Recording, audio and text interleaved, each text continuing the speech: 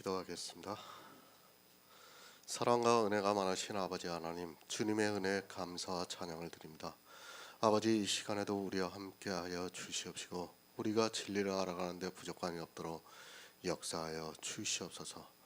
사도 바울은 로마서 9장을 통해서 이스라엘의 예를 들면서 우리에게 생명의 씨가 있을 것을 말씀하고 있사옵나이다.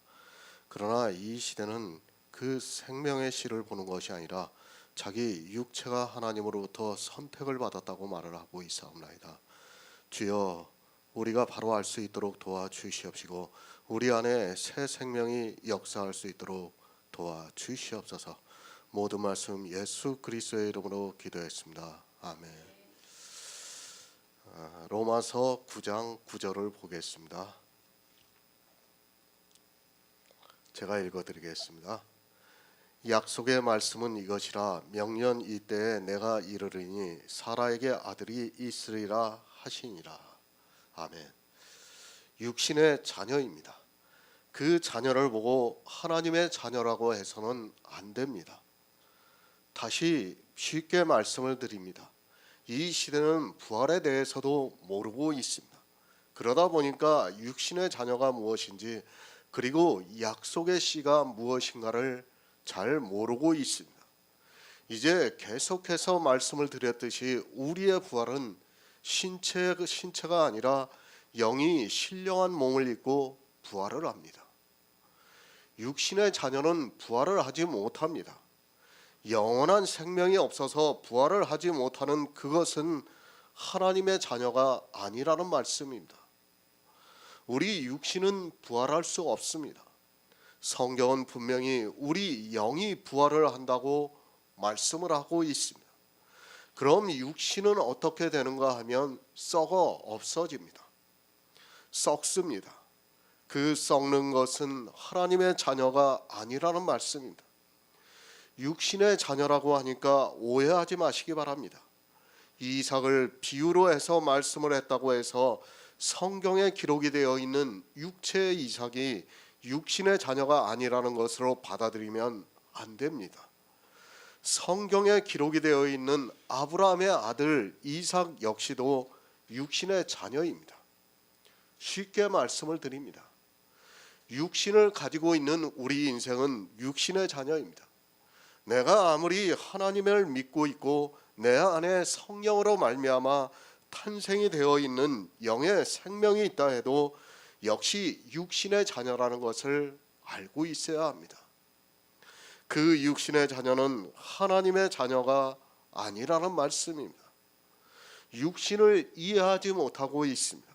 우리 인생 모두는 육신을 가지고 있습니다. 그 육신을 가지고 있는 우리 인생은 하나님의 자녀가 될 수 없다는 말씀입니다. 그런데도 사람들은 그 육신의 자녀를 마치 하나님의 자녀가 된 것으로 이야기를 하고 있습니다. 사도 바울은 분명하게 육신의 자녀는 하나님의 자녀가 아니라고 우리에게 가르쳐주고 있습니다. 자녀입니다. 그 부모로부터 태어나야 자녀라고 합니다. 하나님께서 우리 육신을 나신 것이 아니라 우리 육신은 우리 부모로부터 났다는 것을 알아야 합니다. 이렇게 육신의 부모로부터 태어난 그 자녀는 하나님의 자녀가 아니라고 말씀을 하고 있습니다. 교회 안에 있습니까? 그 사람들이 누구입니까?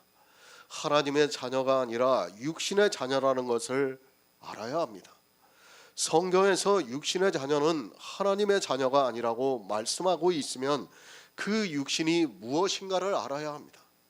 물론 두 가지의 의미를 가지고 말씀할 수도 있습니다. 육신입니다. 다른 하나는 육신으로 죄의 법을 섬기는 사람을 말씀할 수도 있습니다. 어찌 되었든 우리 육신은 죄의 법을 섬기지 않고 예수 그리스도를 믿는다 해도 그것이 하나님의 자녀가 될 수 없습니다. 왜 하나님의 자녀가 될 수 없는가 하면 그 육신은 천국에 들어갈 수 없기 때문입니다. 내 안에 그리스도의 생명이 있다 해도 우리 육신은 천국에 들어갈 수 없습니다. 그런데 어떻게 생각합니까? 이 시대 기독교인들은 그 육신이 하나님의 자녀가 되고 그 육신이 주님이 오시는 날에 깨어서 천국에 들어가서 예수님도 만나고 자기와 같이 신앙생활을 했던 사람도 만나는 것으로 알고 있습니다. 자기가 어떻게 부활을 한 줄도 모르고 있으면서 교회 안에서 천국에 들어간다고 말을 하고 있는 것을 볼 수 있습니다. 사람의 육신입니다. 반드시 썩어 없어집니다. 우리 육신은 우리가 이 세상을 살 때까지만 있는 것입니다. 그것이 내 영혼과 연결고리가 있는 것이 아니라 육신은 썩어 없어집니다. 그리고 내 안에 성령의 오심으로 말미암아 성령으로 난 영이 있어서 그 영이 주님이 오실 때 부활을 합니다. 그 영이 생명입니다. 그리고 그 영이 진짜 나입니다. 하나님의 자녀가 되는 진짜 나라는 것을 성경이 말씀을 하고 있습니다. 육신의 나는 이 세상을 살다가 죽으면 썩어 없어집니다. 그러나 하나님께로서 난 내가 있어서 그 생명이 주님이 오실 때 부활을 해서 하나님의 아들들로서 천국에서 영원히 모든 축복을 누리게 된다는 말씀입니다. 하나님의 자녀입니다. 오직 약속의 씨로 여기심을 받는다고 말씀을 하고 있습니다. 약속의 씨가 무엇입니까? 요한일서에서 사도 요한이 그가 우리에게 약속하신 것은 이것이니 곧 영원한 생명이라고 말씀을 하고 있습니다. 그가 우리에게 약속하신 것은 영원한 생명입니다. 우리 육신이 영원한 생명을 얻습니까? 절대로 아닙니다. 우리 육신은 죽으면 그것으로 끝이 납니다. 예수 그리스도를 믿었던 사람이나 예수 그리스도를 믿지 않았던 사람이나 육신은 그것으로 끝이 납니다.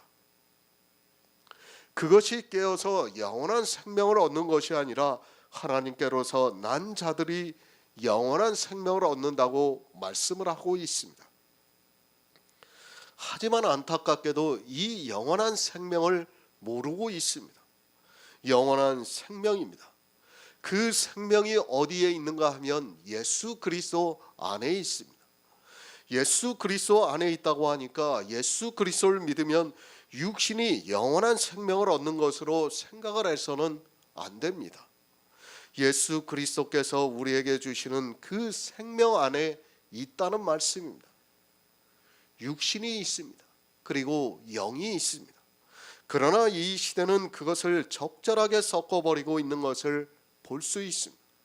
주님께서는 분명히 육으로 난 것은 육이요 성령으로 난 것은 영이라고 말씀을 하고 있지만 이 시대는 육으로 난 것과 성령으로 난 것이 적당히 섞여서 그것이 마치 하나가 되는 것으로 생각하고 있습니다. 절대 그런 것이 아닙니다. 성경의 기초가 되는 말씀은 육으로 난 것은 육이요 성령으로 난 것은 영이라는 말씀입니다. 그러니까 육으로 난 것과 성령으로 난 것은 전혀 다른 본질이라는 말씀입니다. 그것이 섞여서 하나가 되는 것이 아니라 육으로 난 것은 육으로 끝이 나고 성령으로 난 것은 영원한 생명이 있어서 천국에서 영원히 산다는 말씀입니다. 이 세상 사람은 한 사람입니다.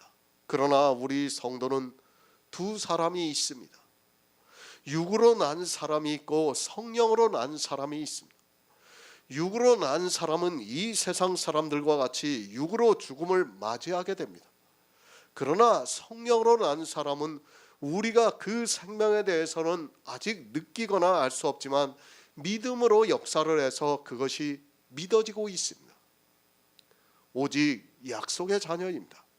그 자녀가 씨로 여기심을 입는다고 말씀을 하고 있습니다. 약속을 믿음으로 내 안에 생명이 있다는 것이 믿어짐으로 해서 있는 생명의 씨라고 말씀을 하고 있습니다.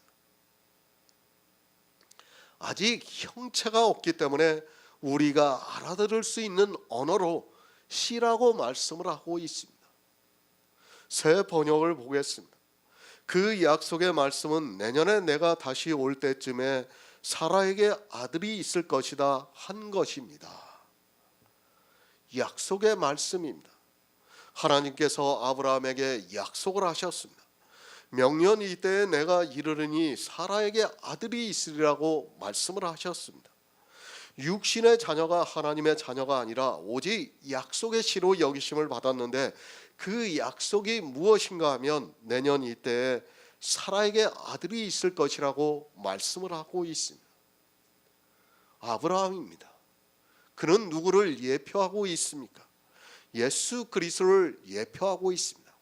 그리고 사라는 교회를 예표하고 있습니다.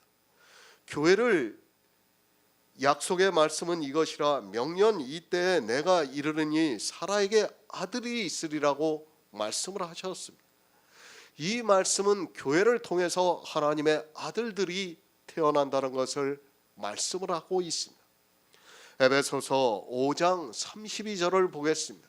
신약성경 316쪽입니다. 에베소서 5장 32절입니다.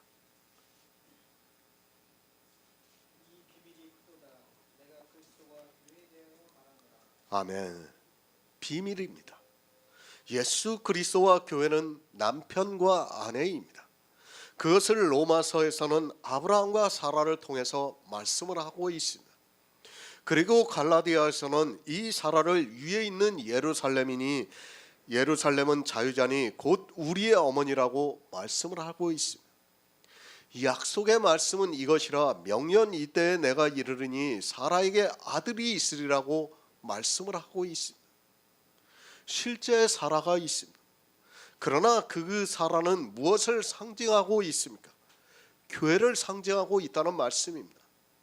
명년 이때에 사라에게 아들이 있으리라고 말씀을 한 그것은 이 시대 교회 안에서 탄생이 되는 하나님의 아들들을 비유로 말씀을 하고 있습니다. 교회입니다. 그리스도 편지를 통해서 이 교회에 대해서 부정적인 면을 말씀을 했습니다. 이 교회가 음녀가 된다는 것을 성경을 통해서 우리에게 가르쳐주고 있습니다. 우리는 정말 교회에 대해서 바로 알아야 합니다. 음녀가 되어 있는 교회, 율법의 종에 되어 있는 교회에 들어가는 순간에 그 교회에서는 아들을 낳을 수 없다는 것을 알고 있어야 합니다. 사라입니다. 반드시 사라에게서 아들을 낳습니다. 사라가 아닌 교회에서는 절대로 아들을 낳을 수 없습니다. 교회가 얼마나 중요한가를 로마서를 통해서 가르쳐주고 있습니다. 반드시 사라의 교회에서만 아들을 낳을 수 있고 그 아들들이 하나님의 자녀라고 말씀을 하고 있습니다. 사라의 교회입니다. 그 교회 안에만 약속이 있습니다. 다른 교회에 약속이 있는 것이 아니라 반드시 사라의 교회에만 약속이 있고 그 약속이 무엇인가 하면 영원한 생명이라고 말씀을 하고 있습니다. 그러나 이 시대는 사라의 교회는 거의 사라져 있는 것을 볼 수 있습니다. 위에 있는 예루살렘입니다. 땅에 있는 예루살렘은 종로로 타고 있습니다. 잘 이해하시기 바랍니다. 땅에 있는 교회는 종로로 타고 있습니다. 이 시대 역시 땅에 있는 교회는 모두가 종로로 타고 있는 것을 볼 수 있습니다. 그러나 땅에 있는 교회 안에 있는 사람들은 자기들이 종로로 타고 있다는 것을 모르고 있습니다. 누구와 같습니까? 예수님께서 이스라엘의 바리새인들에게 진리를 알지니 진리가 너희를 자유케 하리라고 말씀을 하시니까 바리새인들이 듣고 있다가 우리가 아브라함의 자손으로서 남의 종이 된 적이 없다고 대답을 하고 있습니다. 지금도 땅에 있는 예루살렘은 똑같은 대답을 하고 있습니다. 우리가 종교의 자유를 누리고 있어 남의 종이 된 적이 없다고 말을 하고 있습니다. 그리스도와 교회입니다. 예수 그리스도께서 어디에 계십니까? 하늘에 계십니다. 그러면 그 아내가 어디에 있습니까? 역시 하늘에 있습니다. 그래서 사도 바울이 갈라디아에서 사라를 위에 있는 예루살렘이라고 말씀을 하고 있습니다. 우리 성도는 땅에 있는 교회에 있으면 안 됩니다. 이 시대 교회입니다. 다 땅에 있는 교회입니다. 그 교회에는 약속의 말씀이 없다는 것을 분명히 알고 있어야 합니다.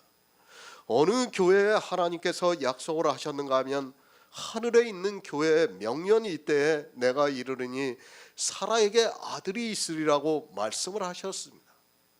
그런데 이 시대는 다 땅에 있는 교회 안에서 신앙생활을 하고 있습니다. 종입니다. 종에게서는 종만 낳습니다. 반드시 종이 태어난다는 것을 알아야 합니다. 그러나 위에 있는 예루살렘은 자유자니 곧 우리의 어머니입니다.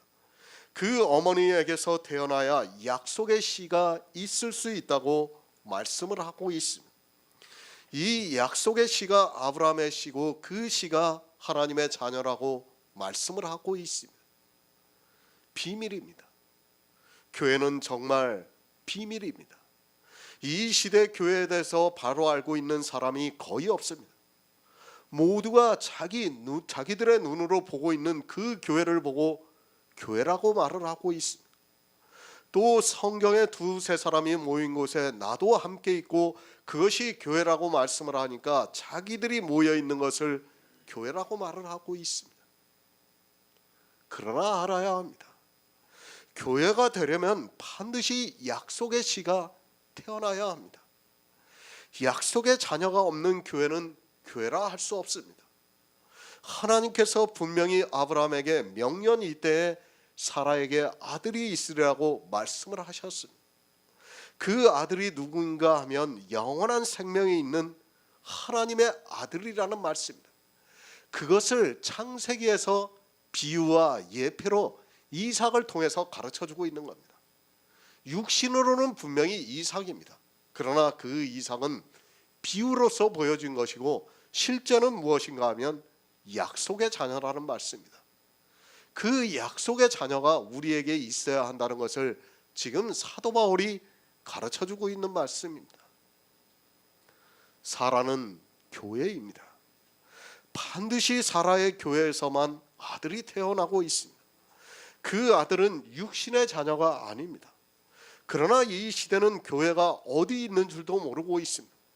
에베소서에서 주님과 교회를 남편과 아내라고 말씀을 하고 있습니다. 그러나 아내를 볼 수 있는 눈이 그들에게는 없고 아내가 어떻게 하고 있는가를 모르고 있습니다. 에베소서 5장 24절을 보겠습니다. 신약성경 316쪽입니다. 에베소서 5장 24절입니다.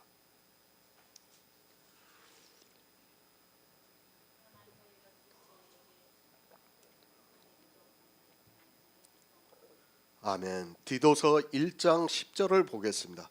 신약성경 349쪽입니다. 디도서 1장 10절입니다.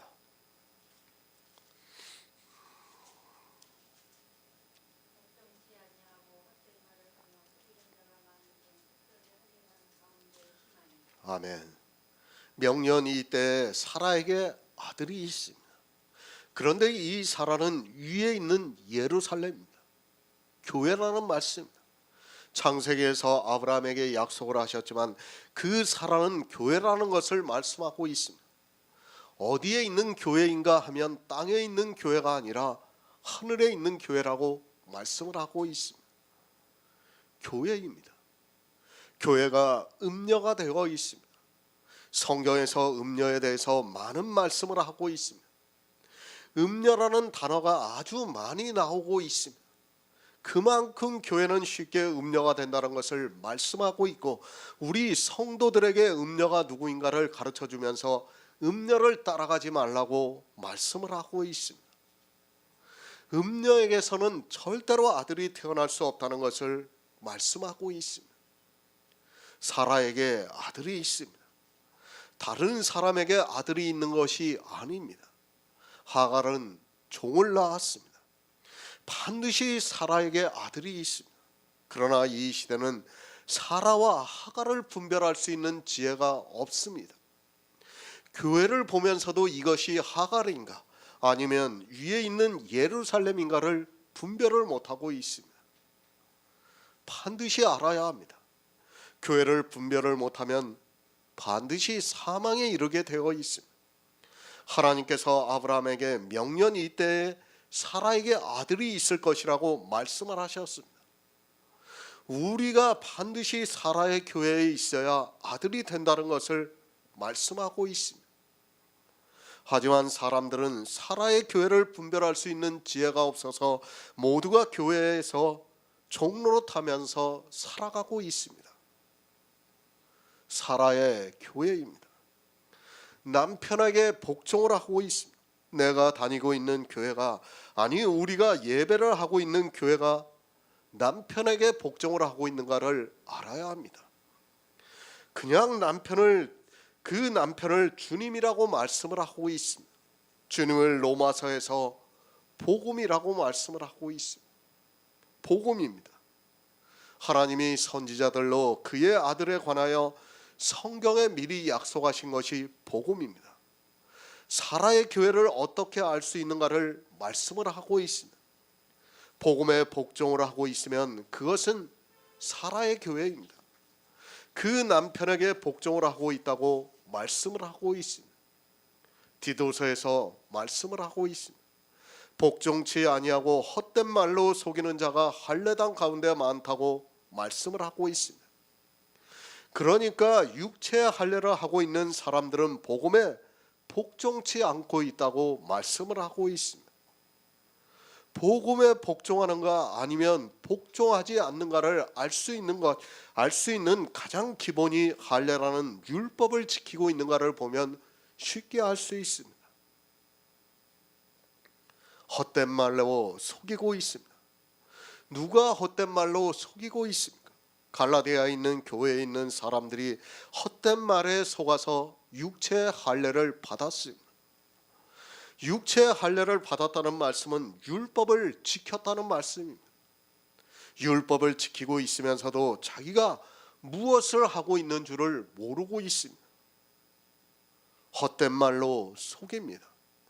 복종치 아니하는 자들은 다 헛된 말에 속고 있습니다. 그 헛된 말이 무엇인가 하면 어리석은 변론과 족보 이야기와 분쟁과 율법에 대한 다툼을 피하라. 이것은 무익한 것이요 헛된 것이라고 말씀을 하고 있습니다. 복음에 복종을 해야 하는데 교회가 어떻게 되고 있는가 하면 다 헛된 말에 속아서 율법을 지키고 있다는 말씀입니다. 위에 있는 예루살렘입니다. 반드시 그 조건이 있습니다. 먼저 복음에 복종해야 합니다. 그 복음에 복종을 하는 것이 무엇인가 하면 예수 그리스도를 믿는 것입니다. 그리고 헛된 말에 속지 말아야 합니다. 그 헛된 말이 율법을 지키라고 하는 말이 헛되다고 말씀을 하고 있습니다. 사라입니다. 아브라함에게 명년 이때에 아들이 있으리라고 말씀을 하셨습니다. 사라의 교회가 되어 있어야 아들이 있습니다. 그러나 이 시대는 사라의 교회가 아니라 다 헛된 말에 속아서 복음에 복종치 아니하고 있는 교회라는 것을 알아야 합니다. 율법입니다. 단 한 가지를 지켜도 사라의 교회가 아닙니다. 갈라디아에서 자유자라고 말씀을 하고 있습니다. 율법의 무거운 짐에서 자유하는 자가 사라의 교회라고 말씀을 하고 있습니다. 그 교회 안에서 아들이 태어난다는 것을 우리에게 가르쳐주고 있습니다. 복음에 복종하시기 바랍니다. 복음에 복종한다는 말씀은 율법에 대해서 자유해야 한다는 말씀입니다. 율법의 종이 되어 있으면 그가 아무리 예수 그리스도를 믿는다 해도 그 교회는 사라의 교회가 될 수 없고 사라의 교회가 아니면 아들을 낳을 수 없다는 말씀입니다.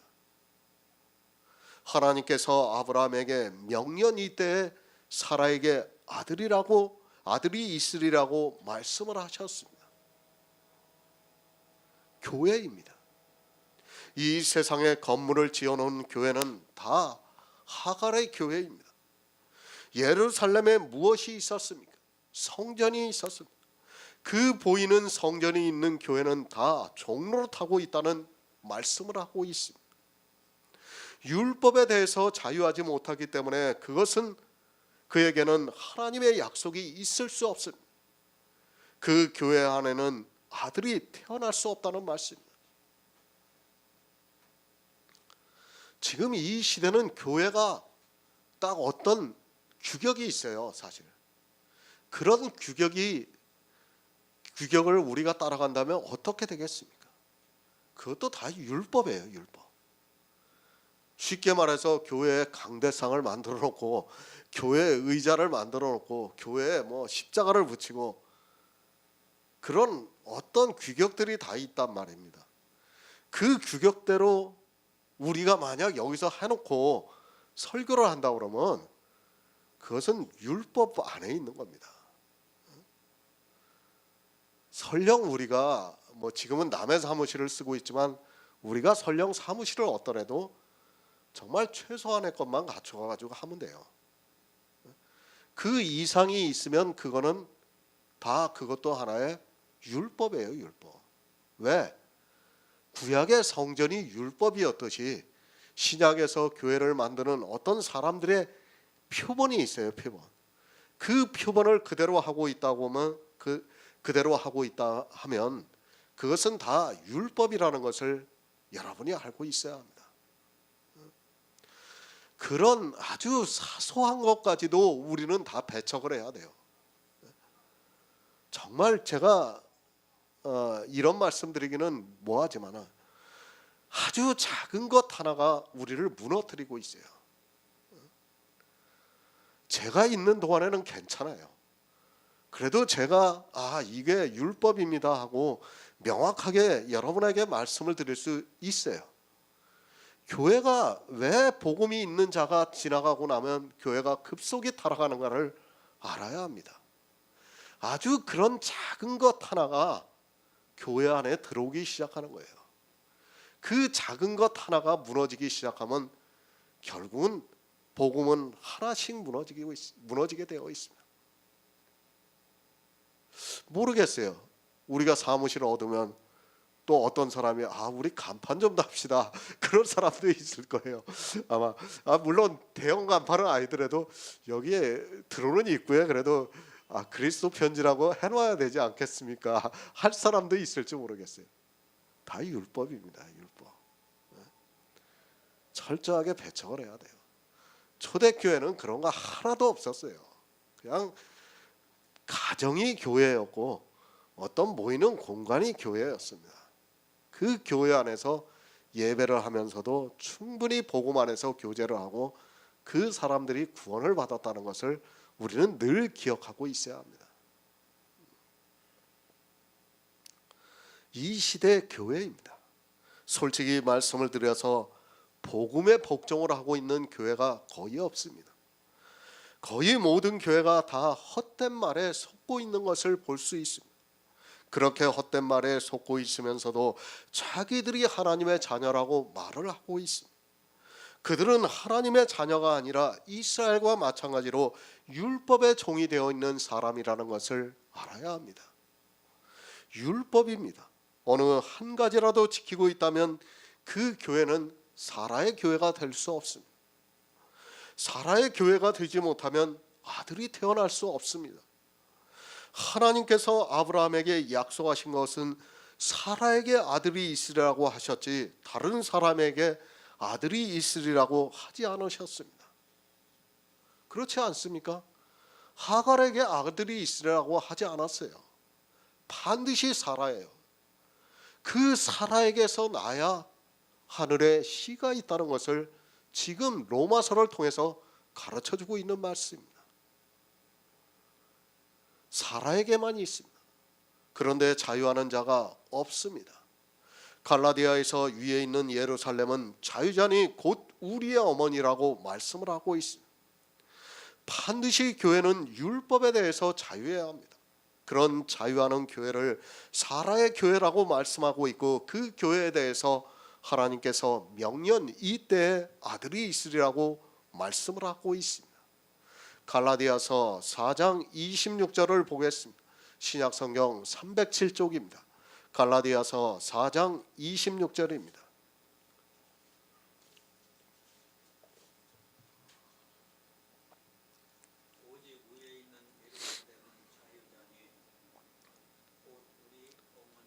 아멘.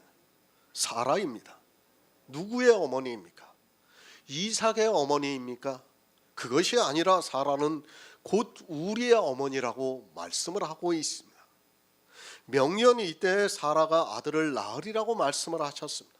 그런데 그 사라가 누군가 하면 우리의 어머니라고 말씀을 하고 있습니다. 이삭의 어머니 사라입니까? 그것이 아니라 사라는 우리의 어머니입니다. 우리 역시 사라로 말미암아 우리 안에 하늘의 씨가 탄생이 되었기 때문에 우리의 어머니라고 말씀을 하고 있습니다. 갈라디아에 있는 교회는 유대인들이 아니라 이방의 교회라는 것을 알아야 합니다. 이스라엘이 아닙니다. 그런데 그 이방의 교회를 보고 사도 바울이 사라를 가르쳐서 곧 우리의 어머니라고 말씀을 하고 있습니다. 지금 로마서에서 육신으로 이삭을 낳은 것을 말씀하고 있습니까? 그것이 아니라 우리가 어떻게 아들이 태어나는가를 가르쳐주고 있습니다. 육신의 자녀가 아니라 하나님의 자녀가 어떻게 태어나는가를 말씀을 하고 있습니다. 이삭의 어머니가 아닙니다. 사라는 우리의 어머니라고 말씀을 하고 있습니다. 육신으로 이삭을 낳은 것은 교회를 통해서 성령으로 말미암아 영원한 생명이 탄생이 되는 것을 말씀하고 있습니다. 그 영원한 생명이 어떻게 탄생이 되는가 하면 자유하면서 복음에 복종을 해야 합니다.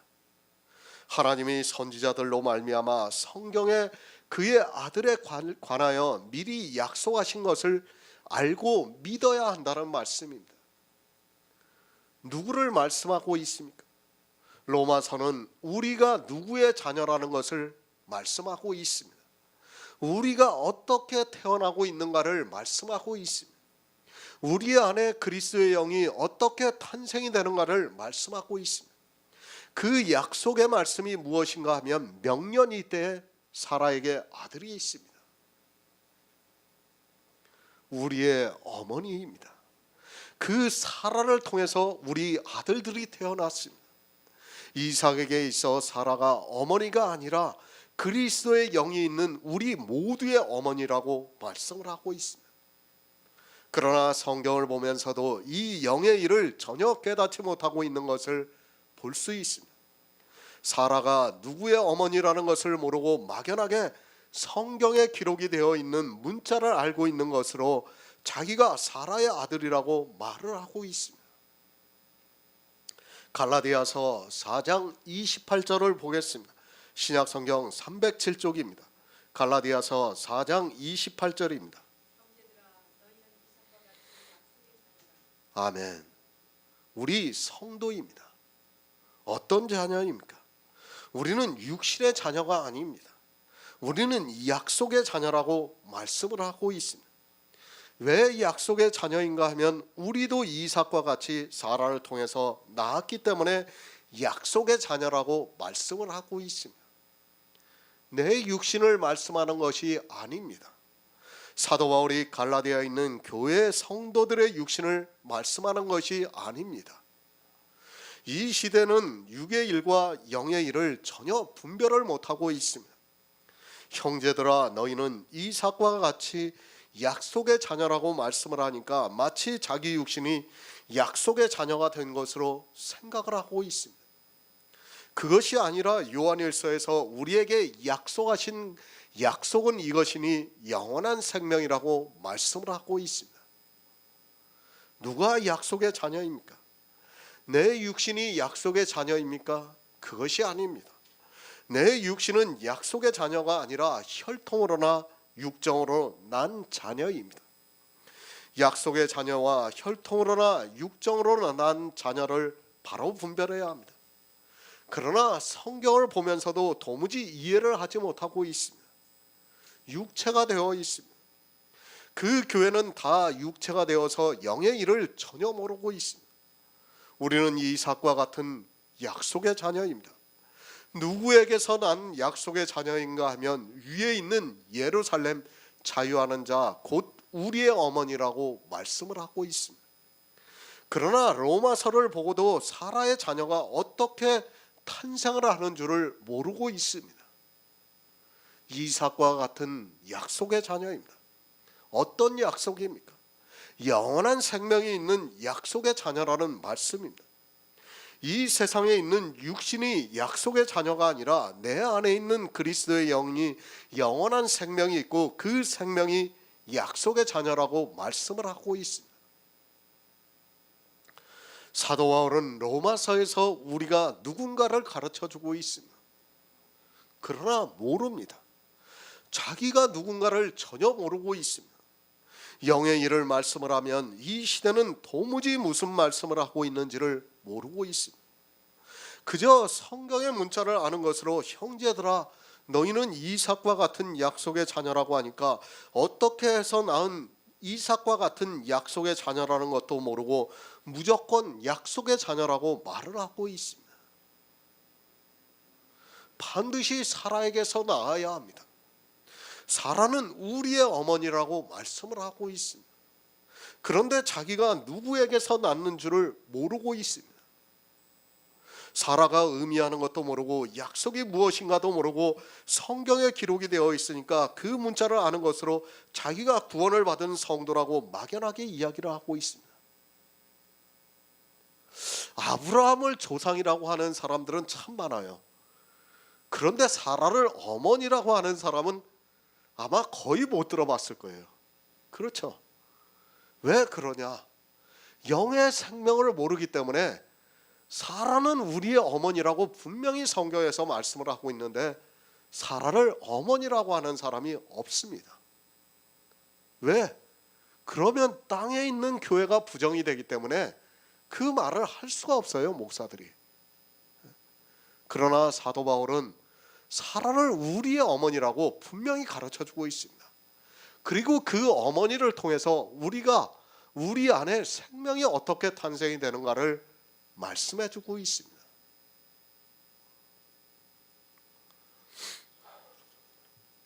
약속의 자녀입니다.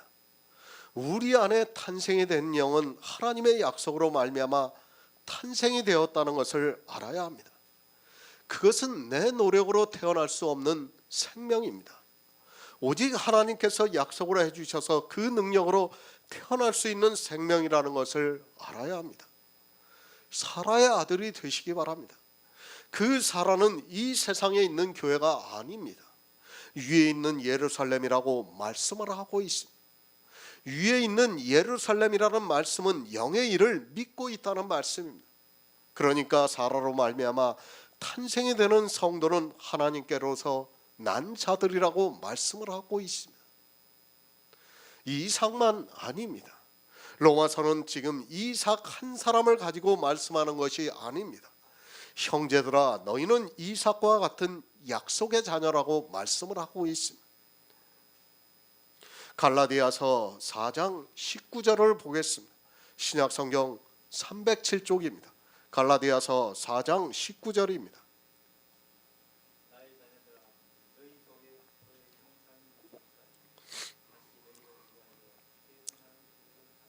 아멘. 성도의 탄생입니다. 그러니까 내 안에 그리스도의 약속의 생명이 탄생이 되는 역사입니다. 이 시대는 예수 그리스도를 믿는다고 하면서 믿는다고 하면 그냥 구원을 받는 것으로 생각하고 있습니다. 사라가 이삭을 낳기까지 명년이라는 시간이 필요했습니다. 성경은 다 영적인 의미가 있습니다. 명년입니다. 물론 다음 해를 뜻하는 단어입니다. 그러나 우리가 바로 알아야 하는 것이 있습니다. 사라가 이삭을 낳을 때도 명년이라는 시간이 필요했다는 것을 알아야 합니다. 그것을 사도 바울이 나의 자녀들아 너희 속에 그리스도의 형상이 이루기까지 내가 너희를 위하여 해산하는 수고를 한다고 말씀을 하고 있습니다. 해산입니다. 그러니까 사라에게 명년 이때의 아들이 있습니다. 그것을 갈라디아에서는 해산의 수고를 한다고 말씀을 하고 있습니다. 그런데 이 시대는 해산의 수고를 하는 사람이 거의 없습니다. 정말 한 사람이 구원을 받는다는 것이 얼마나 어려운 일인가를 알아야 합니다. 교회 안에 데리고 왔습니까? 그가 구원을 받습니까? 절대로 아닙니다. 이 시대 교회는 다 종이 되어 있습니다. 사라의 교회가 없습니다. 사도 바울이 내가 해산의 수고를 한다고 하는 말씀은 복음의 복종을 하고 있다는 말씀입니다. 살아도 해산을 하기까지 명년이라는 시간이 필요했습니다. 이 시대는 어떻습니까? 해산의 수고도 하지 않고 그저 교회에 나와서 남들이 시키는 대로 예수 그리스도를 믿는다고 하면 구원을 받았다고 말을 하고 있습니다.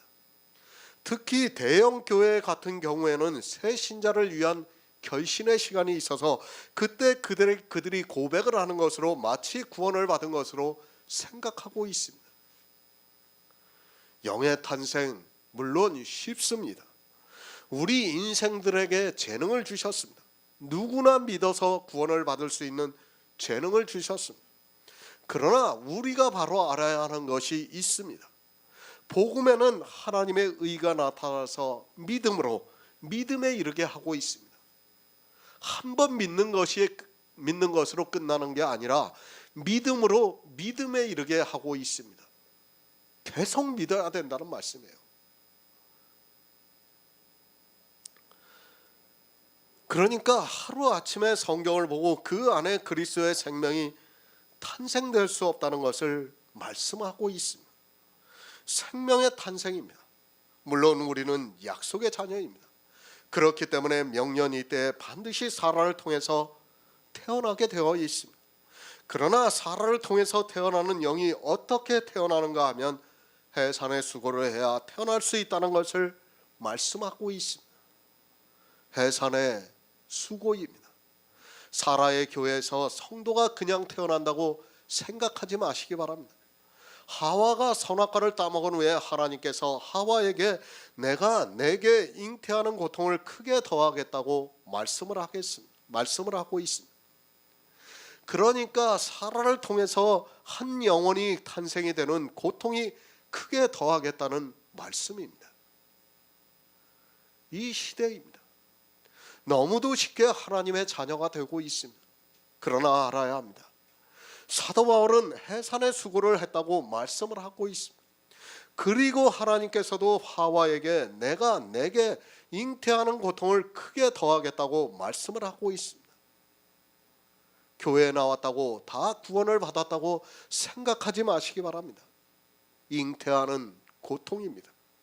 한 생명이 탄생되기까지는 정말 어머니가 해산하는 것과 같이 고통이 따르게 되어 있습니다. 아니 우리가 약속의 자녀로 어떻게 태어나는가 하면 해산의 고통이 반드시 따라오게 되어 있습니다. 이 시대는 너무도 안타깝기만 합니다. 며칠 전에도 문자를 하나 받았습니다. 그리스도 편지의 말씀을 잘 보고 있다고 이야기를 들었습니다. 그러나 결국에는 강한 외압에 견디지를 못하고 더 이상 그리스도 편지를 볼 수 없게 되었다는 문자를 받았습니다. 그러면서 저에게 계속 수고해 달라고 그런 말을 남기고 있습니다. 약속의 자녀입니다. 정말 그냥 태어난다고 생각하지 마시기 바랍니다. 제가 알기로는 많은 분들이 환경에 넘어지고 있는 것을 볼 수 있습니다. 아니 주변에서 너무 강하게 압박을 하면 혼자 힘으로는 견디지를 못하고 결국에는 그들에게 굴복을 하고 있는 것을 볼 수 있습니다. 그들이 우리와 함께 예배를 했다면 그래도 조금은 더 낫지 않을까를 생각해 봅니다. 아니 한 번만이라도 그리스도 편지에 와서 예배를 했다면 그렇게 되지 않았을 것입니다. 말씀만 보는 거예요. 말씀만 보면서 자기 딴에는 구원을 받았다고 생각하고 있고 안 됩니다. 제가 교회가 참 음료가 되는 것을 많이 말씀을 하고 있지만은 교회에 대한 중요성을 알아야 돼요. 지금 사도 바울이 뭘 말씀합니까? 교회를 통해서 아들이 태어난다는 것을 말씀하고 있습니다. 지금은 사라를 통해서 말씀하고 있지만 바로 다음 절에 리브가를 통해서 또 말씀을 하고 있어요. 교회가 아니고는 생명이 태어날 수 없다는 것을 여러분이 알고 있어야 합니다. 아무리 우리가 인터넷이 발달했고 미디어가 발달하고 SNS가 발달을 했다 해도 역시 교회라는 것을 무시할 수 없습니다. 왜? 하나님께서는 분명히 성경의 교회에 대해서 말씀을 했기 때문에 우리는 그 교회를 인정을 해야 됩니다. 인정을 하지 않으면 안 됩니다. 물론 그 사람이 하나님의 자녀가 되는 것은 하나님의 뜻입니다. 그러나 인간적으로는 너무 안타깝기만 합니다. 예배에 참석을 하지 않은 사람은 거의 다 나중에 다시 뒤로 물러가는 것을 볼 수 있습니다. 물론 전부는 아닙니다. 그러나 대다수의 사람들이 복음을 보면서 혼자서 그 믿음을 지킨다는 것이 얼마나 어렵다는 것을 제가 더 잘 알고 있습니다. 저하고 교제하는 사람들이 알게 모르게 한 3, 40명이 돼요. 그런데 어떤지 압니까? 10명은 교제를 하다가 10명은 또 떨어져 나가요. 또 새로운 10명이 와요. 그렇습니다. 왜 그런 일이 있냐? 교회를 인정을 하지 않기 때문입니다. 교회가 그만큼 중요하고 교회를 통해서 우리의 아들들이 태어나는데 그것을 인정을 못하기 때문에 이런 현상들이 일어나는 겁니다. 명년 이때까지입니다. 사실 그 해산의 날까지 견딘다는 것이 쉽지가 않습니다. 인터넷을 통해서 교제를 하고 있지만 안타깝기만 합니다. 명년 이때가 되기 전에 거의 모든 사람들이 중간에 다시 뒤로 물러가고 있습니다. 부탁입니다. 가까이 계신 분들은 가능한 예배에 참석하시기 바랍니다. 여러분이 이 말씀을 글로만 보고 또 음성을 듣는다고 해도 정말 고난이 다가오기 시작을 하면 견디지 못하게 되어 있습니다. 물론 하나님께서 하시면 할 수 있다고 믿지만 그래도 이제까지 많은 사람들을 보았지만 역시 예배에 참석을 하지 않으면 안 된다는 것을 알게 됩니다. 고난입니다. 거의 다 견디지를 못하고 있습니다.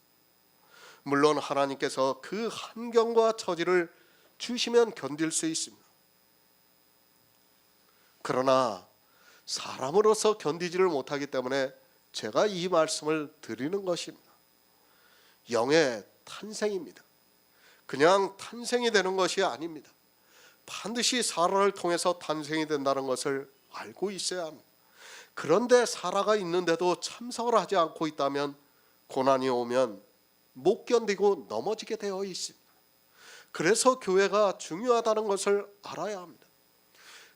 그러나 교회에 대해서 너무 모르기 때문에 그리고 그리스도 편지에서 복음을 말씀을 하다 보니까 교회를 쉽게 생각하는 사람들이 있어서 안타깝기만 합니다. 로마서 9장 10절을 보겠습니다. 신약성경 251쪽입니다. 로마서 9장 10절입니다.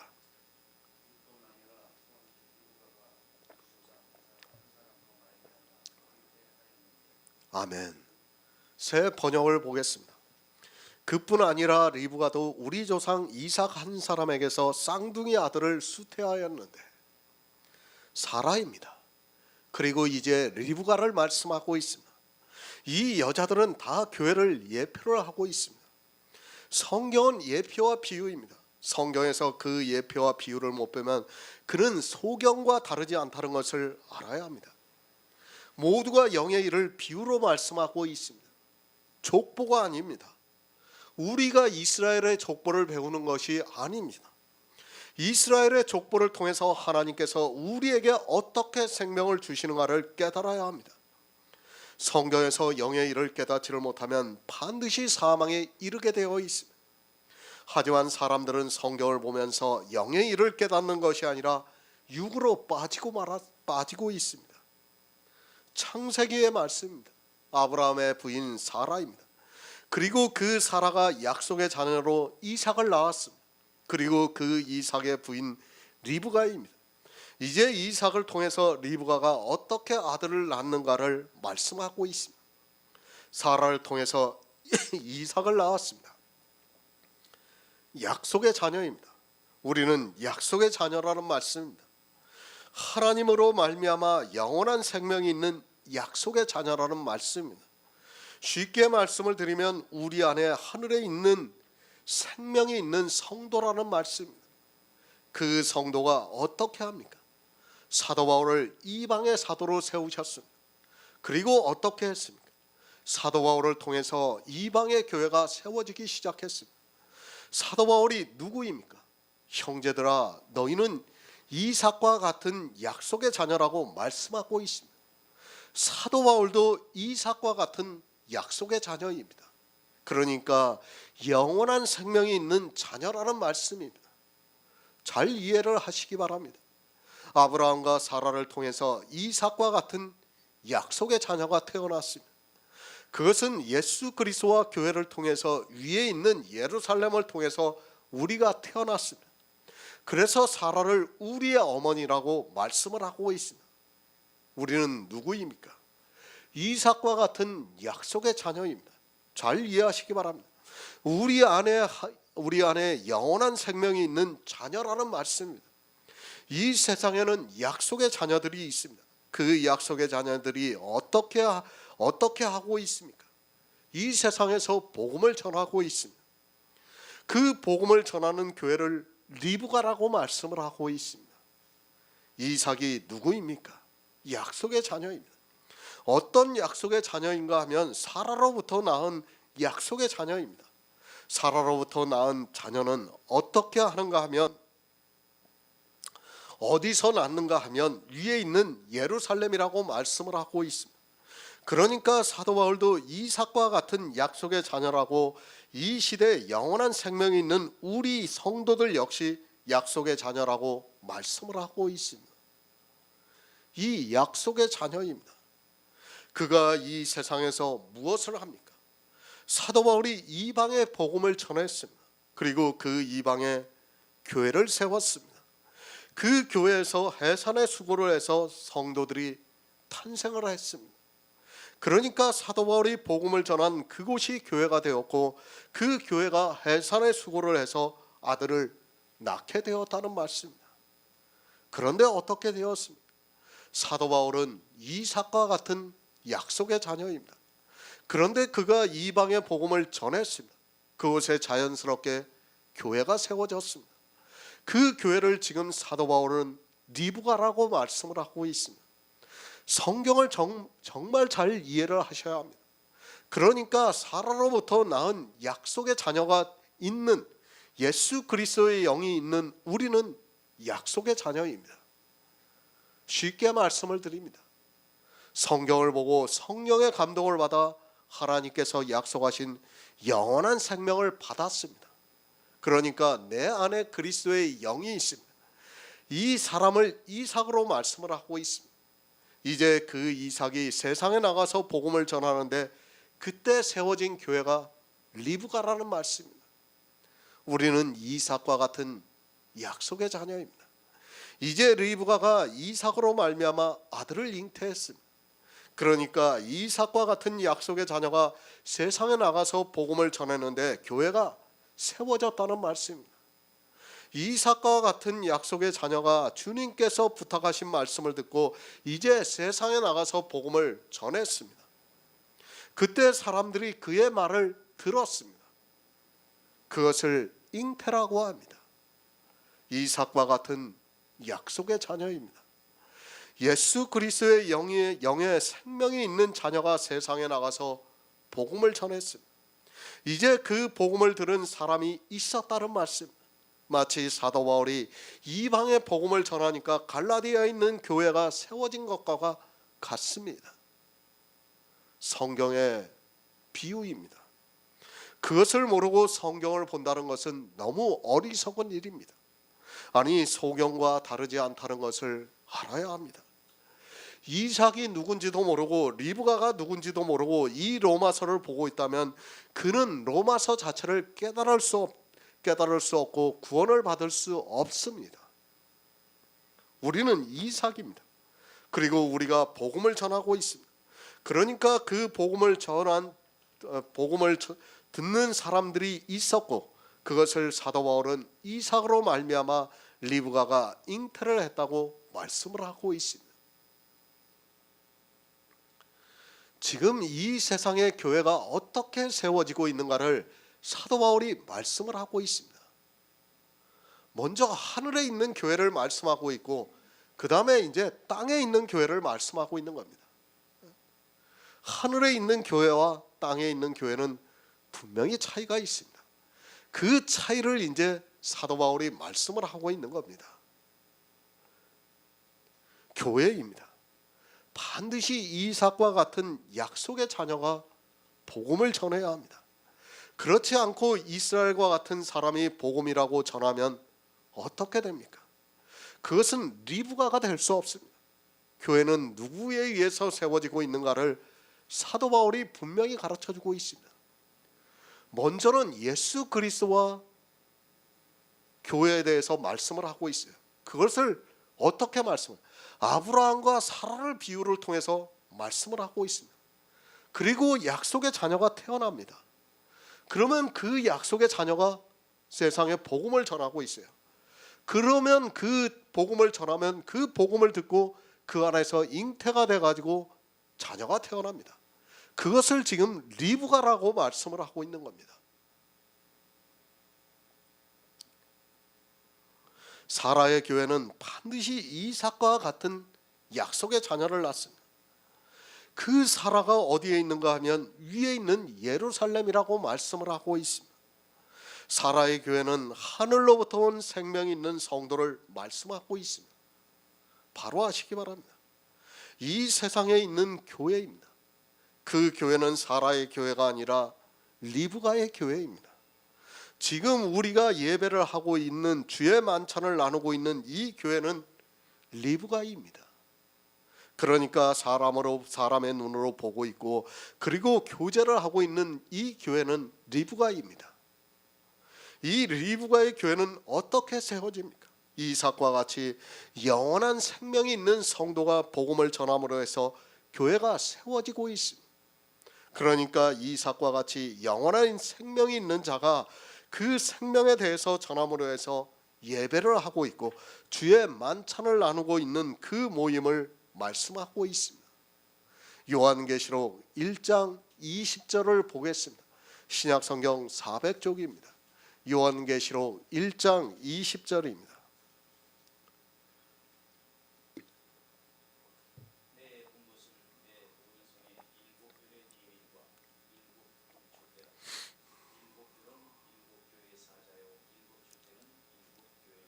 아멘. 이삭입니다. 그는 약속의 자녀입니다. 약속의 자녀는 누군가 하면 예수 그리스도와 교회 사이에서 태어난 생명이 있는 성도를 말씀하고 있습니다. 그러니까 하늘로부터 온 생명이 있는 성도를 약속의 자녀라고 말씀을 하고 있습니다. 이 약속의 자녀를 요한계시록에서 7별이라고 말씀을 하고 있습니다. 별입니다. 하나님께서 아브라함을 부르시고 하늘의 뭇별들을 보이시면서 내 자손이 이와 같으리라고 말씀을 하셨습니다. 그러니까 이삭은 누군가 하면 하늘의 뭇별 중에 하나라는 말씀입니다. 하늘에 있는 생명이 있는 성도가 아브라함의 자손이라고 말씀을 하고 있고, 그 아브라함은 예수 그리스도를 상징하고 있습니다. 아브라함의 자손입니다. 그것은 믿음으로 말미암은 자를 말씀하고 있습니다. 그러니까 예수 그리스도를 믿음으로 하늘의 영이 탄생되어 있는 사람을 아브라함의 자손이라고 말씀을 하고 있습니다. 그것을 요한일서에서는 영원한 생명이 있다고 말씀을 하고 있습니다. 영원한 생명입니다. 그것을 요한계시록에서 7별이라고 말씀을 하고 있습니다. 7별은 7교회의 사자라고 말씀을 하고 있습니다. 그러니까 이삭과 같은 약속으로 말미암은 하늘에 생명이 있는 자를 7별이라고 말씀을 하고 있습니다. 그 7별이 이 세상에서 복음을 전하니까 그것이 7교회가 되었고, 그것을 요한계시록에서 사도 요한을 통해서 환상으로 보여주셨습니다. 성경은 영의 일입니다. 우리 육체의 일이 아니라는 것을 늘 기억하시기 바랍니다. 이 시대는 성경을 거의 이스라엘과 같이 보고 있습니다. 이스라엘이 성경을 문자 그대로 본 것과 같이 그대로 보고 있습니다. 가끔 가다가 성경을 인용을 하고 있고 거의 인용을 하지 않고 있고 그 말씀에 있는 문자만을 보고 이해하려고 하다 보니까 도무지 이해가 되지 않고 있습니다. 7별입니다. 우리 성도를 7별로 말씀을 하고 있습니다. 그러니까 생명이 있어서 복음을 전할 수 있는 성도를 별이라고 말씀을 하고 있습니다. 그것을 갈라디아에서는 형제들아 너희는 이삭과 같은 약속의 자녀라고 말씀을 하고 있습니다. 그 7별입니다. 그 별이 7교회에 복음을 전하고 있습니다. 그들이 세상에 나가서 복음을 전하고 있습니다.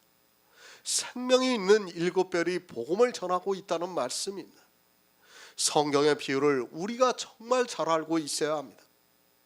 요한계시록에서 7교회는 누구를 상징하고 있는가 하면 이삭으로 말미암아 잉태가 되어 있는 리브가를 말씀하고 있습니다. 7교회입니다.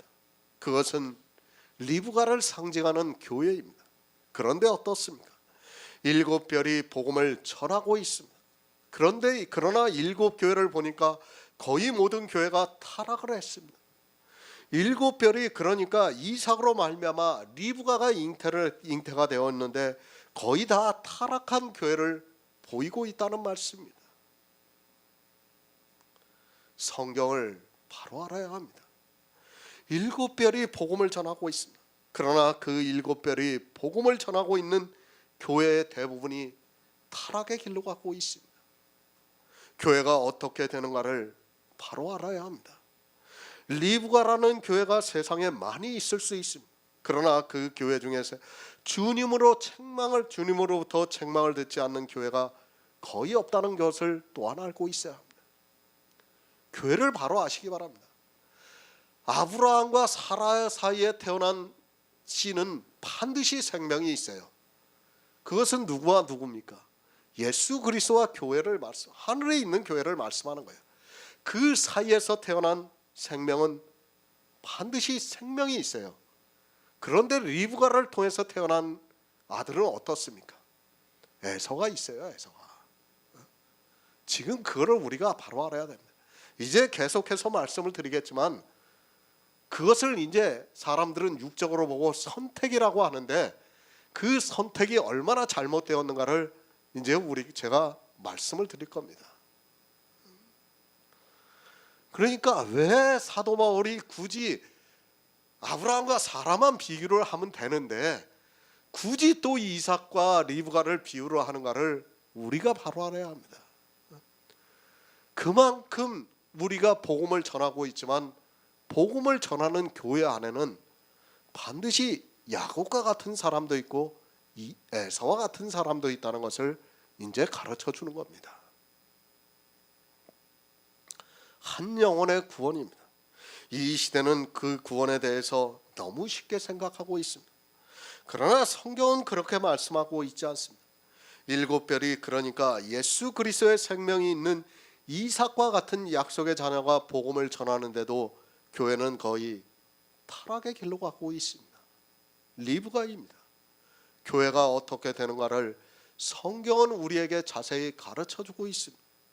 그런데 이 시대는 기독교 안에 있는 거의 모든 사람은 성경의 비유를 모르다 보니까 남의 교회는 그렇다 해도 자기들의 교회는 예수 그리스도를 아주 잘 믿고 있다고 생각하고 있습니다. 실상은 이 시대 기독교라는 종교의 교회는 7교회에 끼지도 못하고 있습니다. 별이 있습니까? 이 시대에 별이 있습니까? 이삭과 같은 약속의 자녀가 있습니까? 사라로 말미암아 탄생이 되어 있는 영원한 생명이 있는 약속의 자녀가 있느냐는 말씀입니다. 죄송하지만 저를 이단이라고 해도 좋지만은 이 시대는 별이 거의 없다는 것을 알아야 합니다. 별이 없는 상태에서는 리브가도 없다는 것을 알아야 합니다. 먼저 이삭이 있어야 합니다.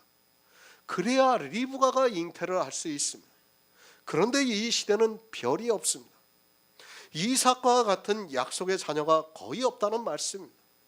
아니, 복음을 전할 수 있는 그런 별이 거의 없다는 것을 알아야 합니다. 지금 이 시대 교회라고 하는 것은 리브가가 아니라 음녀라는 것을 알고 있어야 합니다. 음녀입니다. 그것은 리브가가 될 수 없습니다. 반드시 이삭과 같은 별이 있어야 리브가도 있습니다. 하지만 안타깝게도 이 시대는 리브가가 없습니다. 물론 있습니다. 그러나 리브가가 거의 보이지 않고 있습니다.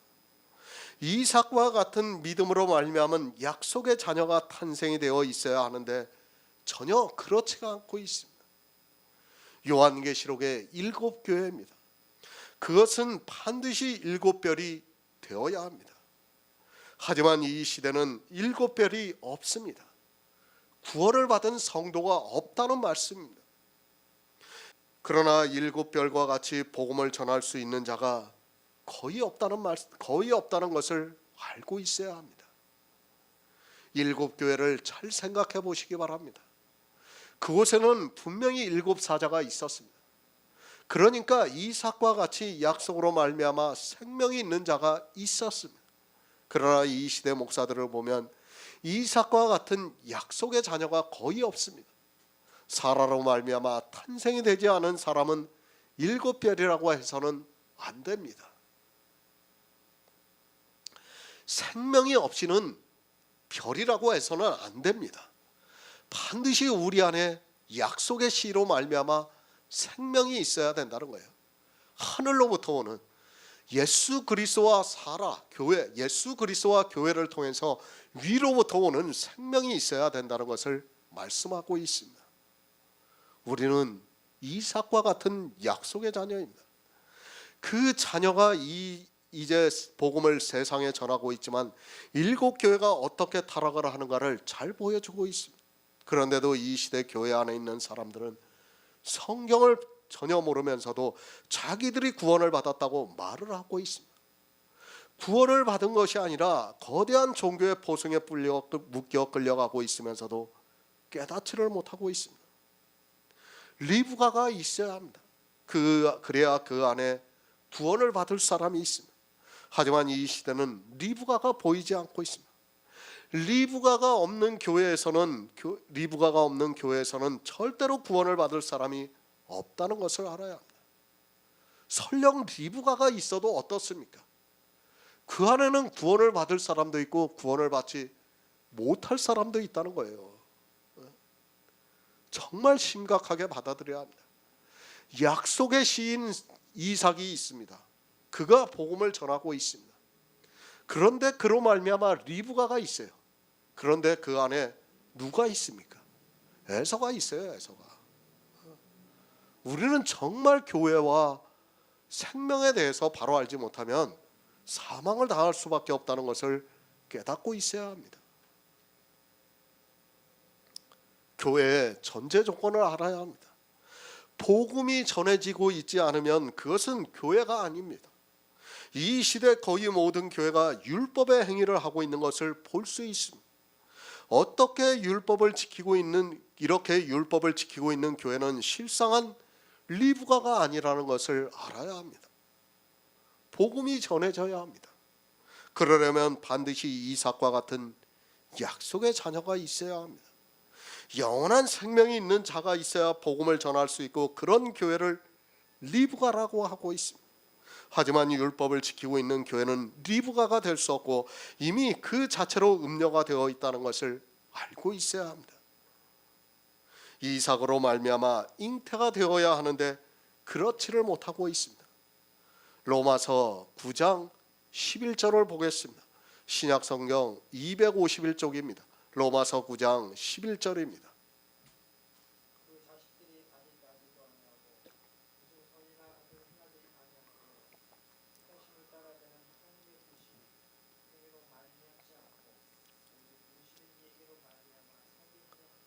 아멘. 새 번역을 보겠습니다. 그들이 태어나기도 전에 무슨 선이나 악을 행하기도 전에 택하심이라는 원리를 따라 세우시는 하나님의 계획이 살아있게 하시려고. 이 시대 기독교 교리입니다. 무조건적인 선택을 말하고 있습니다. 로마서 9장 11절부터의 말씀을 가지고 선택과 유기를 말하고 있습니다. 기독교 신학에서 배우고 있는 선택입니다. 그러나 오늘은 그 선택에 대해서 바로 알아야 할 필요성이 있다고 생각하고 있습니다. 오늘하고 다음 시간에 이 선택에 대해서 계속해서 말씀을 드릴 겁니다. 리브가가 누구입니까? 그녀는 교회를 상징하고 있습니다. 그 교회 안에 선택을 받은 자가 유기가 되는 자가 있습니다. 그러니까 리브가가 잉태를 했는데 그 중에 하나는 선택을 받았고 하나는 유기가 되었다고 말을 하고 있습니다. 그것이 어느 정도는 맞을 수 있지만 성경에서 말씀하고 있는 것과는 조금 다르다는 것을 알고 있어야 합니다. 칼뱅의 예정론입니다. 오늘은 이 예정론이 얼마나 잘못되었는가를 말씀을 드리겠습니다. 저 역시도 얼마 전까지는 칼뱅의 5대 강령을 기초로 삼았습니다. 그러나 이제는 그 5대 강령을 버렸습니다. 왜 버렸는가 하면 그것은 그들이 말하는 예정론 자체가 모순이 되기 때문입니다.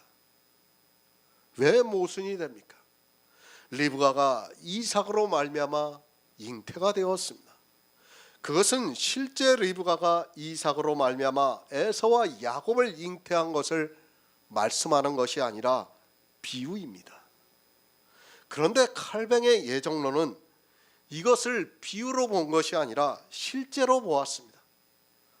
저 역시도 얼마 전까지는 이것을 실제로 보는 우를 범하고 말았다는 것을 고백합니다. 예정론입니다. 그것에 대해서 제가 굳이 다시 설교를 할 필요성이 없다고 생각하고 있습니다. 이제까지 기독교에서 신앙생활을 하고 있던 사람은 알미니안주의에 있었던 칼뱅주의에 있었던 이 예정론에 대해서 들어왔고 많은 사람들이 이 선택의 교리를 그대로 받아들이고 있습니다. 조금 자기가 유식하다는 것을 얘기하는 사람들은 다 선택에 대해서 말을 하고 있습니다.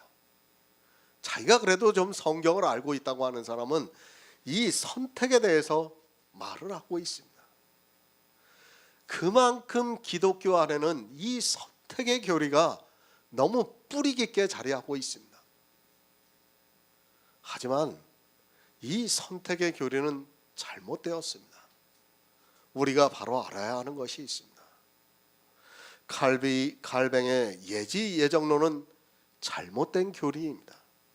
결론부터 말씀을 드리면 좀 의아해 하실 분도 있다고 생각하고 있습니다.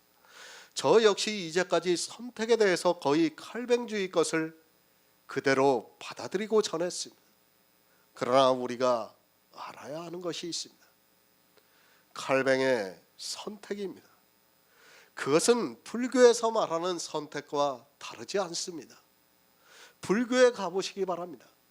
그들도 불자가 되기 위해서는 부처님의 선택을 받았다고 하면서 그 선택을 받은 자가 불자의 길을 가야 한다고 말을 하고 있습니다. 그러면서 선택에 대해서 얘기를 하면서 부처님의 가오라고 이야기를 하고 있습니다. 그러면 성경에서 말씀하고 있는 택하심과 무엇이 다릅니까? 사실 이런 선택의 교리 때문에 불교와 기독교의 차이가 거의 없이 같은 말을 하고 있습니다. 불교 방송 안 보시죠? 한번 보세요. 가끔가다 한번 보면 재밌어요. 저는 가끔가다 한 번씩 봐요. 정말 봅니다. 그들도 똑같은 말을 하고 있어요. 제가 이거 그냥 하는 말이 아니에요. 아주 유명한 스님들이 하는 말을 그대로 하는 겁니다. 기독교만 선택이 있다고 생각하지 마시기 바랍니다. 그들도 부처님의 가호 아래 선택을 받았다고 말을 하고 있습니다. 불자의 선택은 맞습니다. 그러나 성경에서 말씀하는 택하심을 우리가 바로 알아야 할 필요성이 있습니다. 우리는 이 택하심을 바로 알고 있어야 합니다.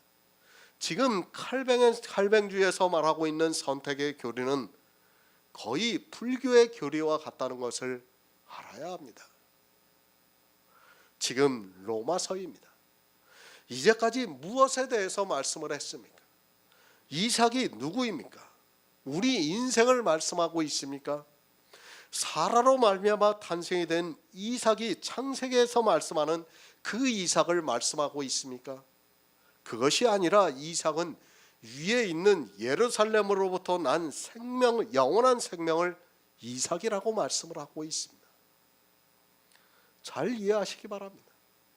약속의 말씀은 이것이라 명년 이때에 내가 이르리니 사라에게 아들이 있으리라고 하셨습니다. 그 말씀 그대로 실제 창세기에서 이삭이 태어났습니다. 그 이삭이 영원한 생명을 가진 자입니까? 그 이삭이 위에 있는 예루살렘으로부터 난 자입니까? 그 이삭은 실제 사라라는 여자의 몸에서 태어난 아들입니다. 우리가 알고 있는 그 이삭은 그렇다는 겁니다. 누구입니까? 영의 일을 가르쳐주기 위한 예표입니다. 그 이삭은 실제 이삭을 말씀하는 것이 아니라 영원한 생명을 가진 하나님으로부터 난 자를 말씀하고 있습니다. 그래서 갈라디아에서 위에 있는 예루살렘이니 자유하는 여자라고 하면서 곧 우리의 어머니라고 말씀을 하고 있습니다. 사라가 우리의 어머니입니까? 사라는 육적으로 절대 우리의 어머니가 아닙니다. 사라가 어떻게 우리의 어머니가 될 수 있습니까? 그런데 사도 바울은 사라를 우리의 어머니라고 말씀을 하고 있습니다. 내 육신의 어머니라고 하는 것입니까? 내 영의 어머니라고 하는 것입니까? 내 영의 어머니라는 것을 말씀하고 있다는 것을 깨달아야 합니다. 이삭입니다. 영을 말씀하고 있습니다. 그러니까 영원한 생명이 있는 것을 말씀하고 있습니다. 성경은 우리 육체의 일을 말씀하는 것이 아니라 우리 영의 일을 말씀하고 있습니다. 이삭은 사라로부터 태어났습니다. 그 이삭이 7별이라고 말씀을 드렸습니다.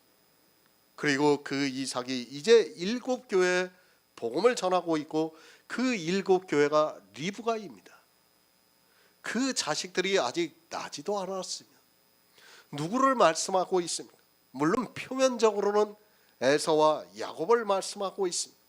그러나 성경은 이 표면적을 말씀하는 것이 아닙니다.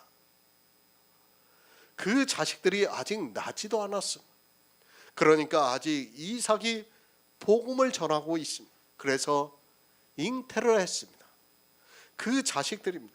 그것의 표면적인 것은 에서와 야곱입니다.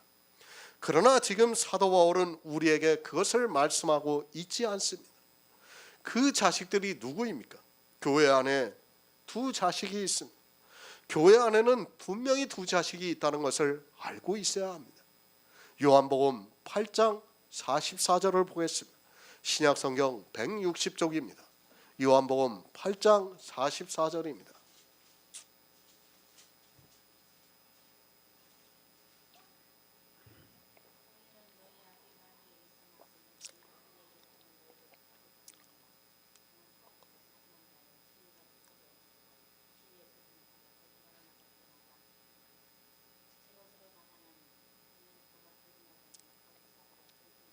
아멘. 시편 128편 3절을 보겠습니다. 구약성경 899쪽입니다. 시편 128편 3절입니다.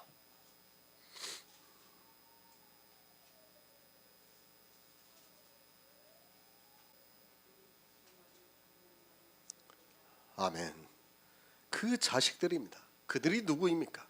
에서와 야곱입니다.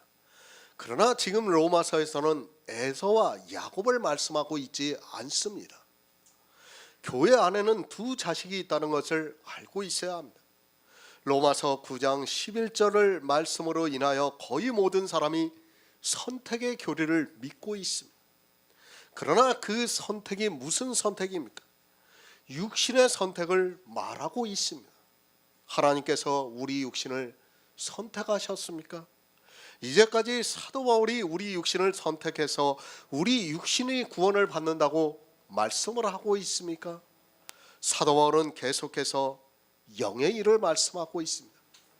그런데 갑자기 육의 일을 말한다는 것은 모순입니다. 이삭은 분명히 별입니다.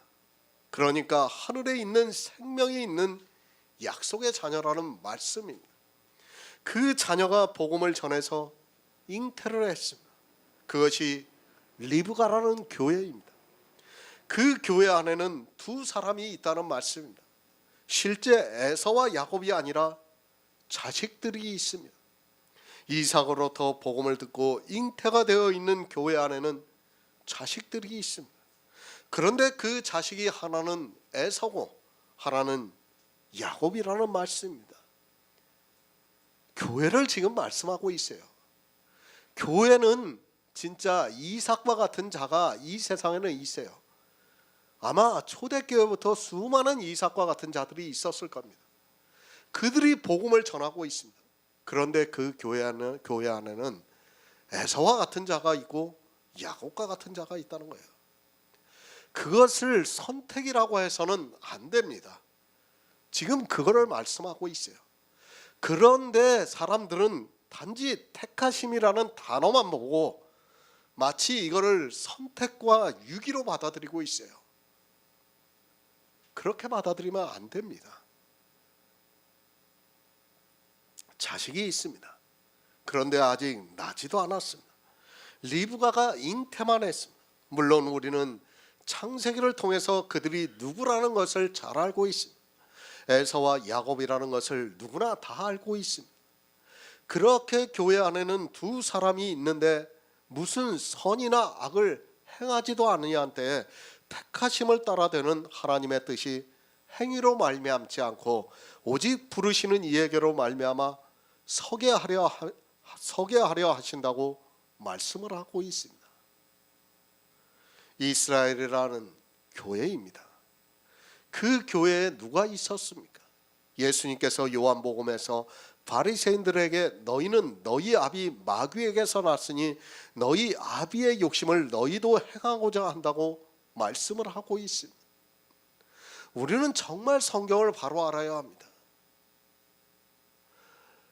이 시대는 성경을 너무 편하게 보고 있습니다. 이 시대뿐 아니라 이제까지 신학자들이 매너리즘에 빠져 있는 것을 볼 수 있습니다. 종교입니다. 그것에서 벗어나지를 못하고 있습니다.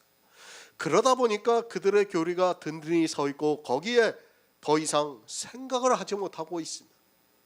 아니, 하나님께서 그들에게 성령을 보내주시지 않아서 성경 말씀을 아무리 보아도 도무지 무슨 말씀인가를 깨닫지를 못하고 있습니다. 에서입니다. 그리고 야곱입니다. 지금 두 육체를 가지고 하나님께서 선택을 하셨고 유기를 했다고 말씀을 하는 것이 절대로 아닙니다. 우리 육체는 누구의 자식입니까? 우리 육체는 마귀의 자식이기 때문에 죽는다는 것을 말씀하고 있습니다. 에서입니다. 그것은 우리 육체를 말씀하고 있습니다. 에서는 두 가지를 말씀하고 있어요. 지금 하나는 우리 전체 육체를 말씀하기도 하고 하나는 육체가 되어 있는 사람을 말하기도 하고 있습니다. 지금 두 가지를 병행해서 말씀하고 있습니다. 사도 바울이. 그것은 에서는 우리 육체를 말씀하고 있습니다. 그리고 야곱입니다. 그것은 우리 안에 탄생이 되어 있는 영을 말씀하고 있습니다. 지금 사도 바울은 이 두 자식을 말씀하고 있는 것이지 실제 에서와 야곱을 말씀하고 있지 않습니다. 그런데 이것을 실제 육체와 에서와 야곱으로 생각하면서 선택의 교리를 만들고 또 유기를 한다고 말을 하고 있습니다. 만약에 에서라는 육체가 있고 야곱이라는 육체가 있습니다. 그 중에서 야곱을 선택을 했다면 이 말이 맞아요. 선택의 교리가 맞습니다. 그러나 사도 바울은 지금 그것을 말씀하는 것이 아니라는 것을 알고 성경을 보시기 바랍니다. 야곱입니다. 그 육체는 유기가 되지 않았습니까? 우리가 바로 알아야 합니다. 야곱의 육체는 역시 유기가 되었다는 것을 알아야 합니다. 유기라고 하니까 이상한 것 같지만은 버려졌다는 거예요. 버려졌다는 거예요. 에서만 버려진 것이 아니라 야곱의 육체 역시 버려져서 썩어 없어졌다는 것을 성경이 가르쳐주고 있습니다. 야곱이 선택을 받았습니까? 이삭이 누구입니까? 이삭은 영원한 생명을 말씀하고 있습니다. 그 이삭이 복음을 전하고 있습니다. 그런데 교회가 생기면서 그 안에는 두 자식이 있다는 말씀입니다. 어느 자식인가 하면 하나는 마귀의 자식입니다. 우리 육체는 다 마귀의 자식이라는 것을 알아야 합니다. 다시 말씀을 드립니다. 신체의 구원이 아닙니다. 칼뱅의 선택의 교리는 신체의 구원을 기초로 두고 이야기를 하고 있습니다. 그러나 성경은 우리 신체의 구원을 말씀하고 있지 않습니다. 만약에 신체의 구원이 맞는다면 칼뱅의 5대 강령이 맞는다고 할 수 있습니다. 그렇지 않습니까? 신체가 구원을 받는다면 둘 중에 하나를 선택했으니까 칼뱅의 5대 강령이 맞습니다.